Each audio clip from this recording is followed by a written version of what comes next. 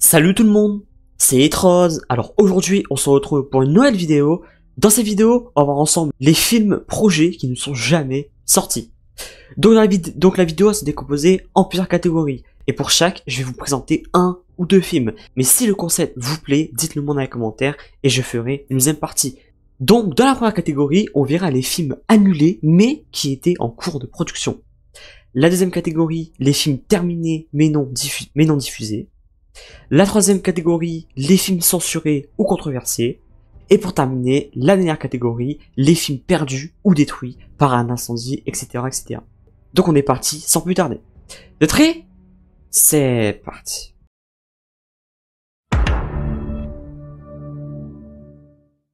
Donc la première catégorie, les films annulés mais qui étaient en cours de production. Pour ce tout premier film que je vais vous présenter, je pense que vous le connaissez sûrement, mais connaissez-vous vraiment l'histoire derrière cette annulation? Superman Lives.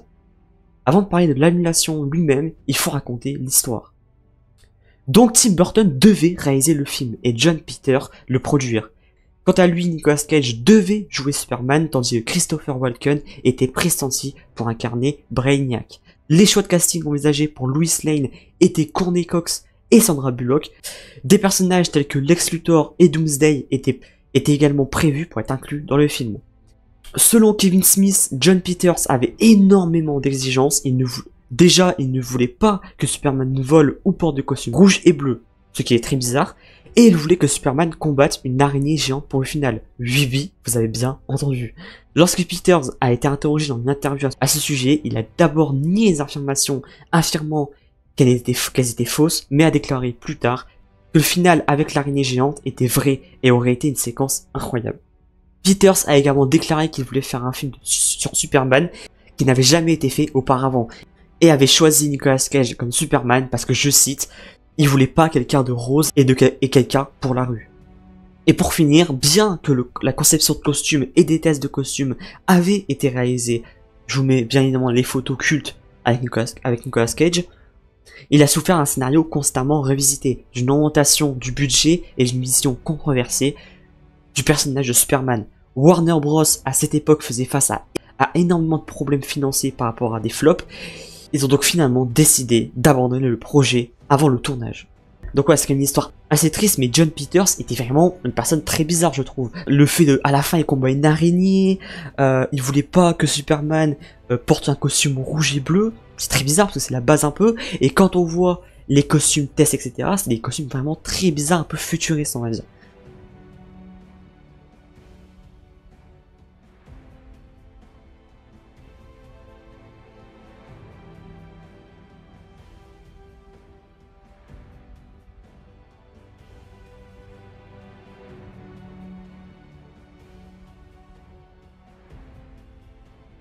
On continue avec le dernier film dans la catégorie des films annulés mais qui est en cours de production, et là vous allez voir, c'est un projet totalement what the fuck. The Days the Clown Cried. Désolé pour mon accent horrible, ou Un jour le clown pleura en français. Bon, je vais le dire en français, Un jour le clown pleura est un film réalisé et interprété par Jerry Lewis, le grand Jerry Lewis, en 1972, qui a été annulé et n'a jamais été officiellement distribué en raison de son contenu très controversé et de la réception critique négative. Mais voici l'histoire plus détaillée derrière son annulation. Déjà, on va voir un peu le synopsis. Qu'est-ce que racontait le film? Et ben, le film racontait l'histoire d'un clown nommé Herman Dork, incarné par Jerry Lewis, qui est contraint de divertir les enfants dans un camp de concentration nazi durant la Seconde Guerre mondiale. Je pense que vous voyez pourquoi c'est controversé. Son rôle de clown censé apporter de la joie devient tragique lorsqu'il est utilisé pour emmener les enfants à leur mort dans les chambres à gaz. Le film avait choqué certains à l'époque en raison de ce sujet sensible. Sans blague, Jerry Lewis, qui avait à la fois des ambitions artistiques et un intérêt pour le sujet, a voulu créer une œuvre poignante sur l'horreur de l'Holocauste, mais le ton du film était perçu comme très inapproprié. Bien que le film, quant à lui par rapport aux autres, était tourné, il n'a jamais été montré à un large public à cause de son problème interne. Après la fin du tournage, des projections de test pour certaines personnes ont eu des réactions très négatives. Jerry Lewis lui-même a exprimé qu'il n'était pas du tout satisfait du résultat final et qu'il avait abandonné l'idée de le sortir en raison de ses propres doutes sur sa qualité. Pour la faire courte, même au niveau de la distribution, c'était vachement compliqué par rapport aux droits d'auteur, etc. Bref, un jour le clown pleura est devenu un film légendaire et mythique en raison de son statut de film, on va dire, perdu, n'ayant jamais été diffusé publiquement. Mais ça a un peu tout changé en 2015. Des extraits du film ont été montrés à un petit groupe de personnes, mais le film dans son intégralité reste et restera, je pense, inaccessible, car Jerry Lewis lui-même, jusqu'à sa mort, a exprimé qu'il n'avait pas l'intention de le faire sortir en raison de sa qualité et du traumatisme qu'il ressentait par rapport à ce projet, et il voulait même l'oublier.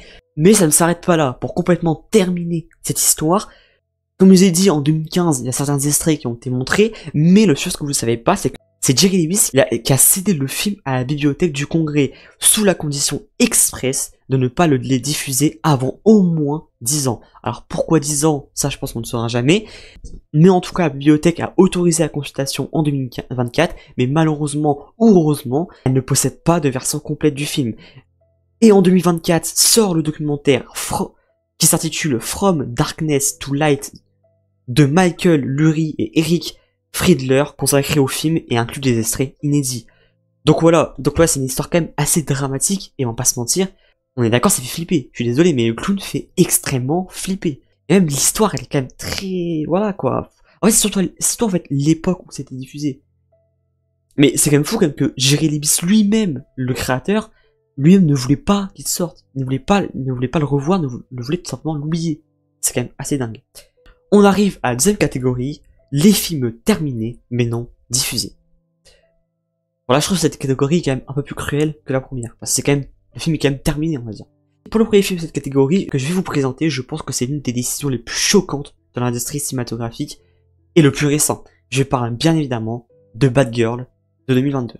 Donc on a déjà parlé du synopsis. Donc le film devait suivre Barbara Gordon, incarnée par Leslie Grace, fille du commissaire Jim Gordon, alors qu'elle devient la justicière Batgirl pour protéger Gotham City. Dans ce premier combat en tant que super-héroïne, elle affrontait Firefly, un criminel pyromane tourmenté par son passé, et le film devait également explorer sa relation avec son père. Nous maintenant à parler du projet en lui-même. Le film devait être diffusé sur HBO Max et mettait également en vedette le retour de Michael Keaton dans son rôle de Batman. Le tournage avait été terminé avec un budget estimé à 90 millions de dollars. Mais tout se passait bien, voilà, tout se passait bien, alors pourquoi le film a été annulé? Et pas tout simplement à cause d'un changement de stratégie de la part de Warner Bros. Car oui, en 2022, David Zaslav, le PDG de Warner Bros. Discovery, a opéré un changement radical dans la direction de l'entreprise, en particulier concernant les films DC. Il a décidé de réduire les dépenses et de privilégier les films destinés à une sortie en salle plutôt que sur HBO Max.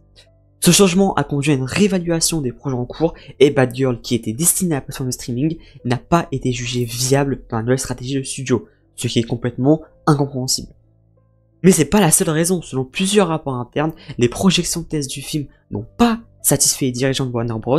En termes de qualité. Le film aurait eu des problèmes de matière de ton, de narration et de connexion avec les futurs projets du DCU. Donc ils ont décidé de ne pas sortir ni en salle et ni sur HBO Max, alors que le tournage était terminé. Bien évidemment, l'annulation a été un choc complet pour l'équipe du film, y compris l'actrice principale, du coup Leslie Grace, et les réalisateurs qui ont exprimé leur déception. Le film avait reçu un soutien enthousiaste de la part des fans et des acteurs, mais le projet a été mis de côté sans explication publique claire. Et moi y compris, j'étais totalement choqué à l'époque. J'étais hypé par le projet et finalement à la dernière minute annulé. Je trouve ça dégueulasse, surtout pour les acteurs qui ont bossé comme des malades. Même si les projections de test n'ont pas été parfaits, autant le sortir directement sur une plateforme de streaming. Pour le deuxième film terminé mais non diffusé, on va voir comment une super production à plus de 100 millions de dollars chinoise annonçait une énorme franchise telle qu'Avatar, Star Wars, etc. a été enterrée après le tournage. Empires of the Deep en 2014. Empire of the Deep était un projet de film épique de science-fiction et de fantasy réalisé par John Jiang, un réalisateur chinois. Le film aurait coûté plus de 130 millions de dollars, ce qui est énorme. Le film se voulait comme une production d'envergure internationale. Il devait se dérouler dans un monde sous-marin fictif et raconter une histoire d'aventure épique avec des créatures marines mythologiques. Il a été annoncé comme étant l'un des projets les plus ambitieux de l'industrie cinématographique chinoise. Le film a été financé par des investisseurs chinois et la production a démarré en 2010. Des effets spéciaux de pointe étaient utilisés et les ambitions étaient très élevées, avec des costumes et des décors marins élaborés et très coûteux. Mais c'est là que les problèmes vont commencer. Déjà, il y a eu des problèmes financiers, avec des fonds insuffisants pour couvrir les coûts de production et de post-production. Ce qui est totalement logique, 130 millions c'est quand même assez énorme. Bien que des investisseurs chinois avaient été impliqués, des retards et des problèmes de gestion ont entravé l'achèvement du film et ça a conduit à l'épuisement des ressources avant la fin du tournage. Le film a également souffert de problèmes techniques majeurs, en particulier concernant les effets spéciaux et la création des créatures marines en CGI. Les délais se sont allongés et les équipes ont dû travailler dans des conditions extrêmement difficiles, augmentant encore les coûts. Au fur et à mesure que la production avançait lentement et que les problèmes s'accumulaient, de plus en plus d'investisseurs ont commencé à douter de la viabilité commerciale du film. Le projet a perdu sa popularité et les doutes croissants concernant la qualité du produit final ont également joué un rôle dans son abandon. Pour finir, malgré les centaines de millions de dollars investis, Empire of the Deep n'a jamais et ne verra jamais le jour.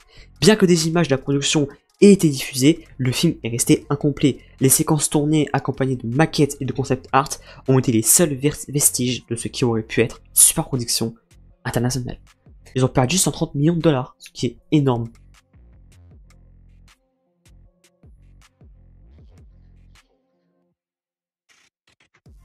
On passe maintenant à la troisième catégorie, les films censurés ou controversés. Bon là cette fois-ci il n'y aura qu'un seul film. All American Massacre. All American Massacre devait être un spin-off centré sur Chop Top, un personnage introduit dans The Texas Chainsaw Massacre 2, sorti en 1986, joué par Bill Moseley. Il devait explorer l'histoire de Chop Top, le frère de Leatherface, dans un film type slasher avec une ambiance violente. Le film devait être à la fois un hommage à la saga Massacre à la tronçonneuse et une exploration plus approfondie des personnages de la famille Sawyer. Le film a commencé à être tourné dans les années 90, mais a rapidement rencontré des problèmes de financement. Une partie du film a été réalisée, mais il est resté inachevé en raison de ses difficultés financières. Mais c'est pas la seule raison. La production a changé de main plusieurs fois au fil des ans. Ces fluctuations de droits ont compliqué la production du film et ont contribué à son annulation. À l'époque, la popularité des films d'horreur violents et extrêmes avait beaucoup diminué, ce qui a rendu difficile la production d'un film aussi niche et sanguinolent.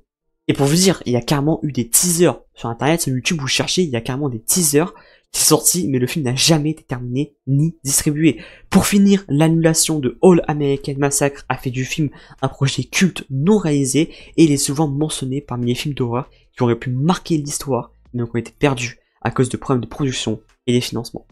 Et pour finir, la dernière catégorie, et il y aura également qu'un seul film, les films perdus ou détruits. Pour finir avec cette vidéo, je vais vous présenter un tout dernier film qui a eu une fin tragique. Et pour le coup, et ce sera la seule fois, c'est contre la volonté de tout le monde. London After Midnight, 1927. Donc c'était un film muet réalisé par Todd Browning et c'était un thriller d'horreur dans lequel Lon Chaney incarnait un détective enquêtant sur des événements mystérieux dans une maison hantée. L'intrigue mêlait des éléments de suspense et de surnaturel avec un personnage mystérieux ressemblant à un vampire. Le film se distingue par le maquillage de l'acteur, notamment un personnage aux dents pointues et aux yeux agrandis. Et on va pas se mentir, il fait extrêmement flipper. Donc pour le coup, le titre il est un peu mensonger pour ma vidéo, mais c'est le seul. Voilà, c'est le seul. Il est quand même sorti, mais pas totalement. Vous allez comprendre pourquoi.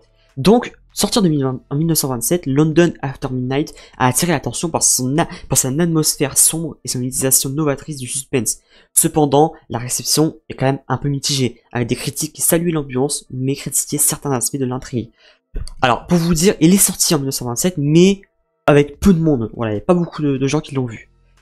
Et malheureusement, la tragédie est arrivée en 1965. La MGM où étaient stockées les copies du film et bien d'autres films a été frappée par un incendie dévastateur dans ses archives. Je vous mets quelques images. London After Midnight faisait malheureusement partie de ces nombreuses œuvres perdues dans cette catastrophe et toutes les copies du film furent détruites. Les bobines en nitrate extrêmement inflammables à l'époque ont rendu la conversion de films muets particulièrement vulnérable.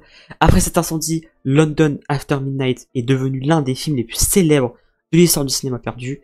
Des images promotionnelles et des photographies du film ont survécu, et il y a eu quand même plusieurs tentatives qui ont été faites pour retrouver les copies perdues ou incomplètes, mais malheureusement sans succès. Donc pareil, là c'est encore plus tragique que les autres je trouve, parce que c'est même pas la volonté des réalisateurs. Voilà, c'est un malheureux incendie, si j'ai bien compris c'est par rapport à des fils électriques, etc., un court-circuit, et c'est horrible, mais le feu est quand même impressionnant. Ça a vraiment tout détruit, et voilà, c'est quand même triste pour les réalisateurs avec ça, même l'acteur, j'avais entendu parler que l'acteur qui incarne le personnage, il s'avait beaucoup investi. Ouais, c'était un acteur à l'époque qui se faisait appeler l'homme aux 1000 visages, tellement il pouvait jouer plein de personnages, et c'est quand même assez triste. Mais en tout cas, les personnages me faisaient très très flipper. Donc voilà, j'ai terminé de présenter cette vidéo, j'espère vraiment qu'elle vous a plu, voilà, un tout nouveau format, voilà, c'est un format que j'ai jamais fait sur la chaîne jusqu'à présent. J'espère vraiment que ça vous a plu, n'hésitez pas à me dire dans les commentaires si ce nouveau concept vous plaît ou pas, si ça vous plaît, je ferai d'autres parties, voilà, il y a encore plein d'autres films qui ont été perdus, qui ne sont jamais sortis, etc. Donc voilà, j'ai de la marge, je verrai par rapport aux vues si c'est intéressant de faire une autre partie.